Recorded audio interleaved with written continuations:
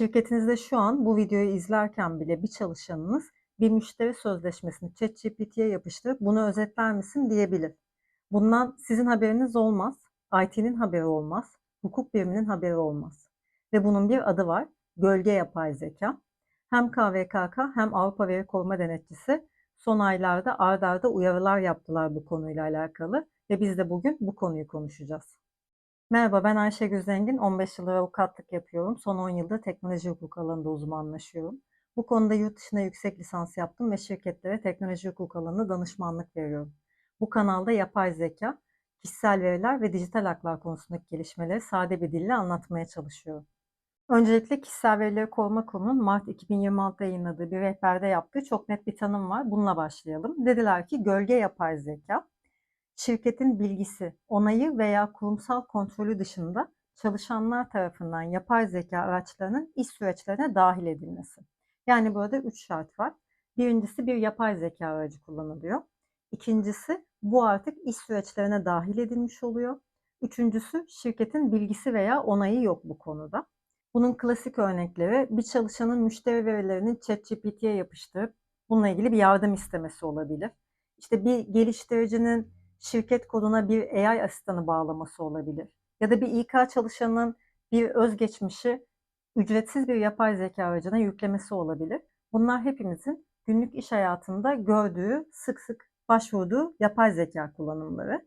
Burada KVKK bu kullanımları ileride risk oluşturabilir, ileride tehlike yaratabilir olarak tanımlamadı. Çok net bir vurgu yapıyorlar bu konuda. Bugünün gerçekliği, bugünün somut riski olarak tanımlıyorlar. Peki bu neden sadece bir verimlilik tercihi değil de hukuki bir risk? İşte burada da Avrupa'nın geçen hafta söylediği şey devreye giriyor. 15 Haziran 2026'da Avrupa Veri Koruma Denetçisi bu konuda gölge yapay zeka konusunda bir rehber yayınladı, bir uyarı yayınladı ve orada kullandıkları tanım aslında çok dikkat çekici. Şeffaflık kara deliği dediler buna. Bizde KVKK'nın gölge yapay zeka dediği kavrama şeffaflık kara deliği dediler. Yani şunu söylüyorlar kısaca. Bir veri onaysız bir yapay zeka aracına girdiği anda o verinin nereye gittiğini, nasıl kullanıldığını, hangi modelin eğitiminde kullanıldığını takip etmek artık imkansız. O veri bir kere içeri girdiği anda dışarıdan bakan kimse onun rotasını göremiyor. İşte kara delik benzetmesi de açıkçası buradan geliyor. Burada ikinci nokta daha az bilinen bir riske dikkat çekiyorlar. Bazı yapay zeka araçları özellikle otomatik toplantı kayıt botları gibi IT ya da güvenlik ekibinin hiçbir onayı olmadan toplantılara katılabiliyor bir kere kullanıldıktan sonra. Yani burada sadece bir veri sızıntısı değil, doğrudan bir güvenlik açığı, bir arka kapı oluşturuluyor diyorlar. Ve önerdikleri çözüm önerisi de şu, burada sadece IT ekibi ya da güvenlik ekibi değil, tüm departmanların birlikte çalışması gerekiyor ve bu konuda bir politika oluşturulması gerekiyor. Yani kısaca gölge yapay zeka olgunun adı, şeffaflık kara deliği ise Avrupa'nın bu olgunun en tehlikeli sonucuna taktığı isim diyebiliriz. Türkiye'de Kişisel Verileri Koruma Kurumu bu konuyu çok daha önceden ve çok daha sistematik bir şekilde ele aldı aslında. Kasım 2025'te üretken yapay zeka ve kişisel verilerin korunması rehberi yayınlanmıştı.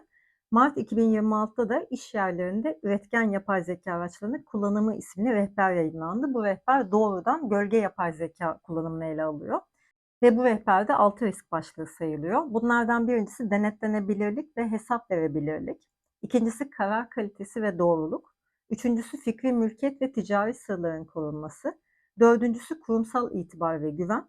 Beşincisi bilgi güvenliği ve siber güvenlik. Altıncısı kişisel verilerin korunması. Şimdi burada dikkat ederseniz birinci madde yani denetlenebilirlik maddesi Avrupa'nın şeffaflık kara deliği dediği şeyin Türkçe ve çok daha net bir karşılığı. Yani aslında iki otorite de farklı kelimelerle aynı riske dikkat çekiyorlar. Şimdi bunu hukuki zemine bağlayalım. Öncelikli olarak KVKK madde 9 yurt dışına veri aktarımı konusunda bir riskimiz var. Çünkü kullandığımız yapay zeka araçlarının sunucuları büyük oranda Türkiye dışında. Yani bu demektir ki biz bu araçlara bir kişisel veri aktarımı yaptığımızda yurt dışına veri aktarımı yapıyoruz. Ve yurt dışına veri aktarımı yapabilmek için KVKK'da sayılan bazı şartlar var. Şimdi bir çalışan şirketin onayı dışında bir yapay zeka aracı kullandığında şirketin bilgisi dışında yurt dışına veri aktarımı yapıyor olabilir. Şirketin bundan haberi olmayabilir. Ama en nihayetinde sorumluluk şirkette. İkinci risk de Verbis boyutu. Verbis'e kayıtlı şirketler hangi sistemler üzerinden yurt dışına veri aktarımı yaptıklarını açıklıyorlar ve orada beyan ediyorlar. Bunların arasında büyük ihtimalle bu yapay zeka araçları yok. Ama çalışan bunu kullanmış oluyor ve dolayısıyla Verbis beyanını da ihlal etmiş oluyor şirketin. Yani somut bir senaryo üzerinden anlatalım. Diyelim ki bir İK çalışanı bir adayın özgeçmişini bir yapay zeka aracına yüklüyor. Kötü bir niyeti yok. Daha hızlı cevap verebilmek için iyi niyetle verimliliği artırmak istiyor. Ama bunu yaptığı anda o şirkette şu 4 şey oluyor. Birincisi yurt dışı aktarım şartı ihlal edilmiş oluyor. İkincisi Verbis envanteri ihlal edilmiş oluyor. Üçüncüsü adayın açık rızası yok bununla ilgili. Dördüncüsü şirket bunun farkında değil. Ve bu az önce saydığımız 6 risk başlığından 4'ünü karşılıyor. Peki burada şirketler ne yapmalı? Burada hem KVKK'nın hem de Avrupa'nın önerdiği bir takım çözümler var. Bunlardan bir tanesi onaylı araç listesi ve onay süreci. Yani hangi yapay zeka araçlarına izin veriliyor şirket tarafından, hangileri kısıtlı, hangileri kesinlikle kullanılamaz ve yeni bir yapay zeka aracı kullanmak istediğinde bir çalışan kime nasıl başvurmalı ve bunu nasıl öğrenmeli? Bu konuda bir yol haritası çizdiğinizde aslında büyük oranda şirket tarafından yapay zeka kullanımı kontrol altına alınmış olunuyor. İkincisi veri sınıflandırması yapılması gerekiyor. Şimdi bir şirketteki verilerden bazıları yapay zeka ile paylaşılabilir. Bazılarının asla paylaşılmaması gerekir. Bu konuda bir sınıflandırma yapıp ve çalışanı da bilgilendirdiğinizde yine yapay zeka kullanımı ve kişisel veri koruma konusunda büyük bir yol almış oluyorsunuz. Üçüncüsü teknik kontroller. Onaysız AI domainlerinin engellenmesi, DLP politikalarının AI trafiğini kapsayacak şekilde güncellenmesi ve onaysız yazılım kurulumunun kısıtlanması bu konuda önerilen çözümler. Son olarak da eğitim. İşe alım sürecinde aynı KVKK farkındalık eğitimi gibi AI araçlarını nasıl kullanacağı ile ilgili çalışanları bilgilendirmek çok büyük önem taşıyor. Ve en kritik nokta yasaklamak tek başına çözüm değil. Çünkü yasakladığınızda çalışanlar o aracı gizli olarak kullanıyorlar. Bundan hiç haberiniz olmuyor ve bu durumda şirketler için çok daha büyük riskler doğuyor. Burada asıl strateji çalışana güvenli, onaylı bir alternatif sunmak olmalı. Yani sonuç olarak bugün aslında teknoloji hukukunun tüm alt başlıklarında olduğu gibi şeffaflığa geliyoruz. Yapay zeka bugünün gerçekliği, kullanılıyor ve kullanılacak da. Bunu engellemeye, yasaklamaya kalktığınızda aslında şirketiniz için çok daha büyük riskler doğuyor.